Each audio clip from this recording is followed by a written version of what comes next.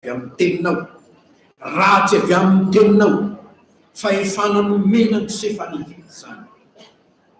Ny olon'ny Egypte nanaiky ny Josefa. Fa isika ve manaiky ny Jesosy?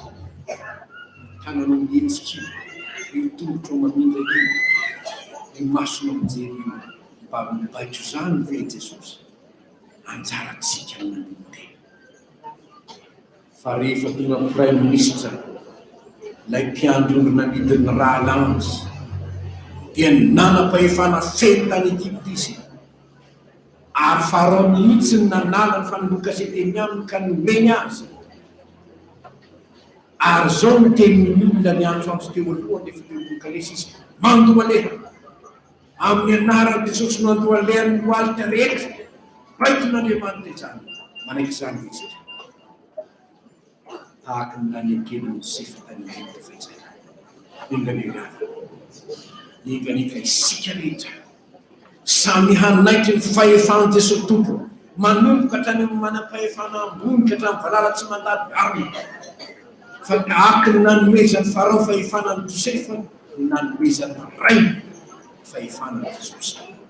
Efa nomena ny fahefana rehetra any an-danitra sy ny an-tany. Ary moa tsy zany fa dimy zanaky manala fisitra, izy no io.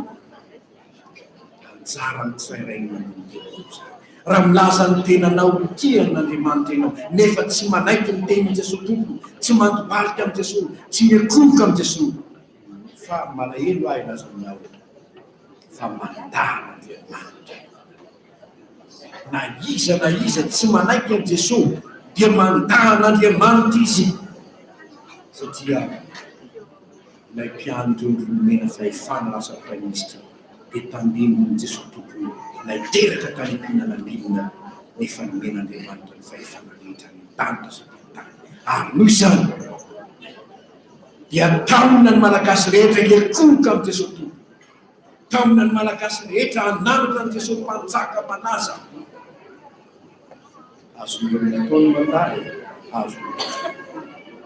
Fa ny anjarantsika kristianina dia ny taona ny olona hiakovoka amin'ny Jesosy. Ilay mpanjaka manaza dia raintsika. Ary enganie ka amin'ny faritra rehetra, amin'ny tanàna rehetra misy fiangonana na iza na iza, dia Jesosy Tompo no meninahitra. Ilay manana ny fahefana rehetra ny an-danitra sy ny an-tany.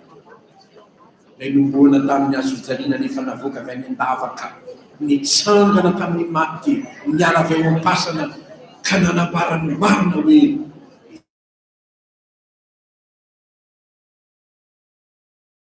efa nanonga-panjakana, fa Andriamanitra nahary ny lanitra sy ny tany no nanome any fahefana rehetra ny an-danitra sy ny an-tany. Etsika ny teny dia ho samby eto Madagasikara.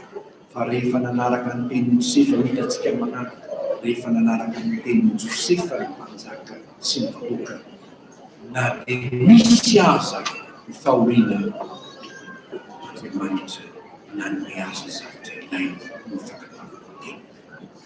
Ankatony tenin'i Jesosy Tompo isika amin'ny fiainanao andavanandro, na ankatony na tsy ankatony ianao hoe ianao manana ny Jesosy Tompo. Na ho lasa taona aza ianao na tsy hanaraka ny tenin'i Jesosy aza ianao manana Jesosy. Dia ho hitanao ny voninahitra. Mivavatsika.